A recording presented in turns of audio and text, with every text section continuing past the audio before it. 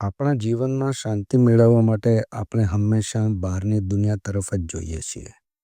ભીડમાં, કામકાજમાં, ઘોંઘાટમાં કે કોઈ મનોરંજનમાં. પણ સાચી શાંતિ આપણી પોતાની ચેતનામાં જ છે. જ્યારે આપણે થંભી જઈને, સ્થિર થઈને, આપણા શ્વાસ ઉપર ધ્યાન કેન્દ્રિત કરીએ અને પોતાના અંદરના અવાજને સાંભળીએ, ત્યારે આપણે અનુભવીએ છીએ કે આ શાંતિ હંમેશા આપણી સાથે જ રહી છે.